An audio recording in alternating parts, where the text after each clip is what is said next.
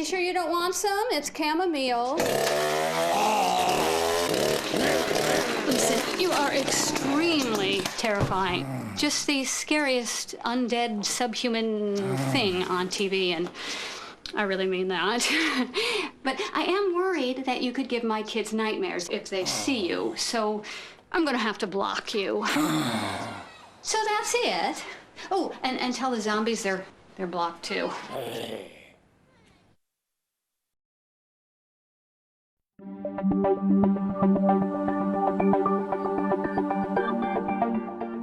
In Fairfield County, something new comes across my desk every day. Crimes are committed, cases are solved, and a community is made safe by the hardworking employees of the Fairfield County Sheriff's Office.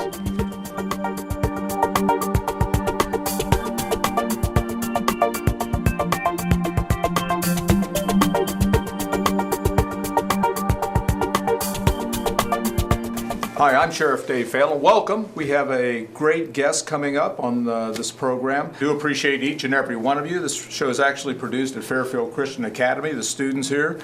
Our executive producer is Kelly Roberts, behind the scene, lining the guests up, and does a great job in a number of areas getting this program on the air. This is going to be a special show because for the next 2 weeks we're going to have Lyle Campbell on, and Lyle was involved in an accident in November where one gentleman lost his life, and Lyle was almost killed out of that accident. So we're going to talk a little bit about that, and we're just thankful to God that he made it through that, and he's with us today. Lyle, good to see you. Good morning, Sheriff. And you've had a long road here. It's been quite a long road. And first of all, let's do a little bit background. You'll have 8 years on the Sheriff's Office coming up in April. April, yep. And tell us about some of your assignments. Well, I started with the Sheriff's Office in April 2008. I was assigned to the jail division. I spent almost 2 years to the week in the jail. And then I was transferred to Patrol Division, and I was in Canal Winchester for a little over a year before I got sent to the scrap unit originally when you instituted that in 2011. So I went, just for the summer. Okay. While the school resource officers were, out of school and able to free up some extra manpower. And then back to Canal until summer 2012 when I went to the scrap unit full time for almost 2 years. Okay. And then back to patrol. And for our viewers or listeners that may not know what the scrap unit is, what is that? It's a program that you instituted in 2011 that we named the Street Crime Reduction and Apprehension Program. It was just like a street level narcotics enforcement unit where we aggressively responded to citizens' complaints in the communities, in the city and in the county. And then we ended up teaming up with the Lancaster Police Department and Pickerington Police Department to make the unit, so we had a multi-jurisdictional. Okay, and you have 2 sons? Yes, I do. Bryce is 9 and Carter's 2. Yeah. Okay, let's go back to that night, November 23rd of last year, and tell us a little bit about what happened. Well, I'm assigned to second shift patrol, and I was responding to a minor fender bender involving 3 cars at the intersection of 33 and Pickerington Road. And it was like an ACDA, a short car distance ahead, where one car struck another car from behind and then forced that car into another car. So I arrived on scene there for that, and that's when the other accident happened. Okay, so you're out there, you're investigating the other accident, which is just a clear short distance ahead, and then at some point, you and one of the drivers is struck in the roadway. Correct. Originally, it appeared that Mr. Ullman, who passed away, was at fault in the accident. It looked like he didn't get stopped in time, and it was just a real minor fender bender. But during the course of the investigation, was able to determine that he most likely wasn't at fault for the original crash. Okay. And that the other 2 individuals were involved in a road rage type incident that led to the minor fender bender. Okay. And during the course of the investigation, Mr. Ullman and myself were struck by a 4th driver unrelated to the first accident. Okay. Now, during that time, and a short time later, Mr. Ullman did pass away. Yes, sir. And so you spent a lot of time in the hospital, and you're still going through recovery. Yeah, I was in the hospital for, I believe, 5 nights, 6 days. I believe that was what it was. And then, yeah, so I'm going on 9 weeks. I think this was 9 weeks or 10 weeks since the accident. So. Okay. And so I remember being, I know a number of the deputies showed up that night. I know I was there. And so you probably don't remember a lot in and out of different parts of that, right? Right. I don't remember. Of course, I remember waking up on the concrete or the asphalt, and then I don't remember. And you actually were able to radio for help, right? Yes, I was, yes. Okay. You know, I didn't know that other people had already called 911. Okay. I was kind of confused about what was going on at the moment. But Right. yeah, I remember, I don't remember arriving at the hospital, but I do remember how many ever hours later when I regained my conscious thoughts. I mean, I guess I was never unconscious, but the medicine they give you makes you so you don't remember anything. Right. Thankfully. And so I do remember talking to you right before you left, and then there were several of the deputies from the office that had already came through, and some after you left too. Right. So during this, so it sounds like you're on the road to recovery. Long road, but yeah. So what were some of the injuries you sustained? Well, the worst injury that I sustained was my right tibia and fibia, and my lower right leg was broke. Both bones in the lower leg were broke. The tibia was broke really bad. They only counted as 3 fractures, 2 in the tibia and 1 in the fibia, but the tibia break was not. It wasn't a clean break. It was a very substantial break. So Yeah. And I had a lacerated spleen and broken ribs, 4 or 5 broken ribs, road rash on my face and my hands that I had to have stitches and stuff in, and then a really bad concussion. Yeah, yeah. Well, we're glad you're here. You're improving, and and I think many times we go through life and we always think these things happen to other people, but you found out also that that's not always the case. Absolutely, yeah. You see stuff like this on TV, and you never think. Yeah. Just like the citizens in the community never think they're going to be the victim of a crime. You know, I never would have imagined that I would be struck by a vehicle. Right. I mean, I know the danger's there, you know, but to actually have it happen, it's very traumatic. Yeah, and I think our viewers and listeners may be surprised to know that there's really a disproportionate number of officers killed through cars, either car accidents or things like happened to you, as opposed to shootings and other things. But there's many deputies and officers across the United States killed every year in car-related accidents. Right, I believe that is the biggest killer of law enforcement officers is vehicle-related, okay. Whether you crash a cruiser or get hit by. Now, you mentioned something about road rage, that this may have happened, been a causative factor in the accident. So what's the lessons learned as far as road rage?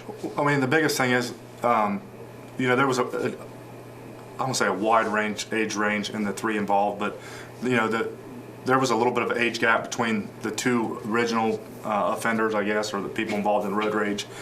And, you know, I guess you expect younger drivers, you know, to overreact. You know, more seasoned drivers, you would hope that they would be calmer, you know. So, but it's not the case. You know, just in everyday driving, you see people of all ages, you know, male, female, whatever, just overreacting. You know, so the biggest thing is just you're in a vehicle. You know, I guess the average sedan probably weighs 4,000 or 5,000 pounds. You know, maybe more.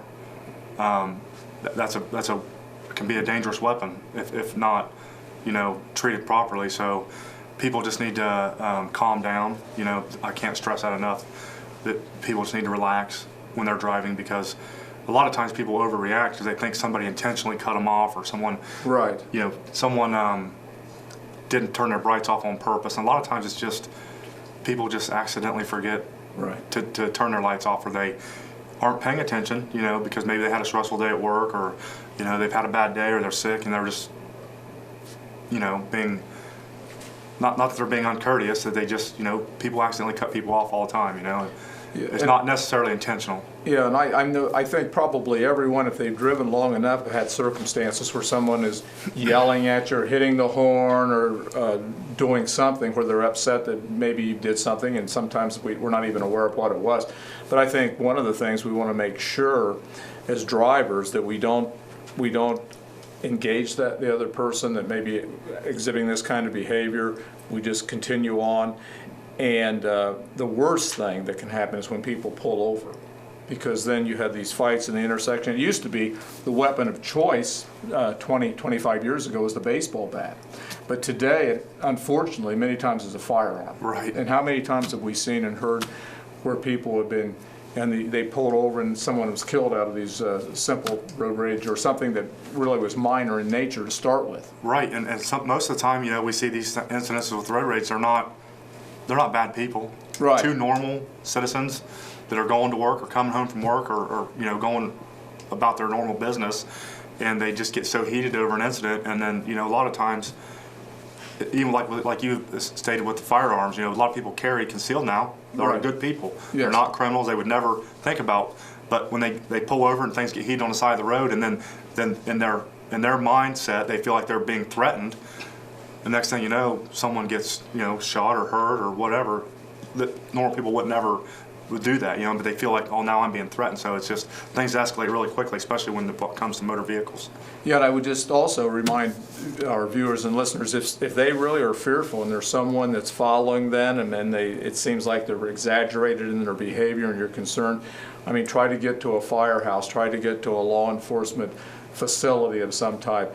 Call 911. That's right, because everyone has that's a good point. Right. Everyone today has cell phones. Call 911, say, this is my location, someone's following me, I'm concerned about their behavior, and then, but for heaven's sakes, do not just pull over in some parking lot or something. Or a highway or something, yeah, exactly. Move forward. We just got a couple minutes left, but I'd like to make sure that all of our viewers and listeners join us next week, because one of the specialties before you were injured is you were very good at enforcing narcotics violations. And you kind of had a good reputation as far as taking a lot of drug dealers off the street and a lot of people involved in drugs.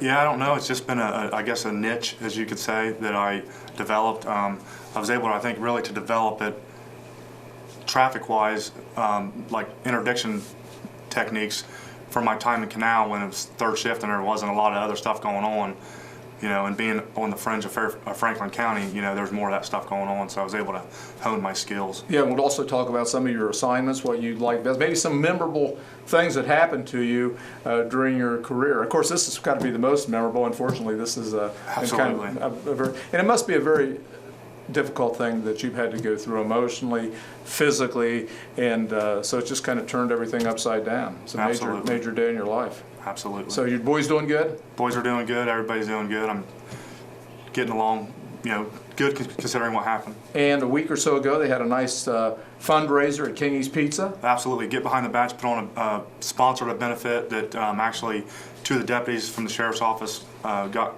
up and running. Yes. Deputy Malloy and Deputy Williamson. Great turnout. I was surprised. It was very humbling. Well, we'll have you next week. Lyle Campbell, Deputy with the Sheriff's Office, 7-year veteran, almost 8-year veteran coming up this spring. And do appreciate you, your good work, and let you know we've been praying for you, and we'll continue to do that. We're just about out of time. Do appreciate certainly you, the viewers and listeners that join us each and every week. Again, this is produced at Fairfield Christian Academy. The students do a terrific job behind the scenes, and so it's just made it very beneficial for us within the Sheriff's Office to get our message out, different guests each and every week. Our executive producer, Kelly Roberts. Until next week, same time, same place, God bless, and we'll see you right here next week.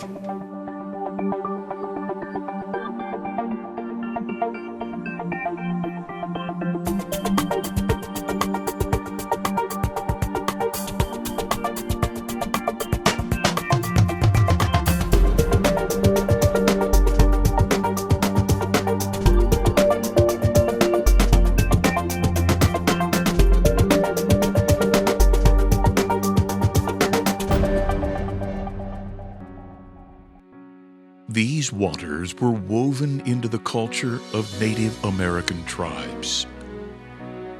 The descendants of the early Europeans built a business here based on agriculture.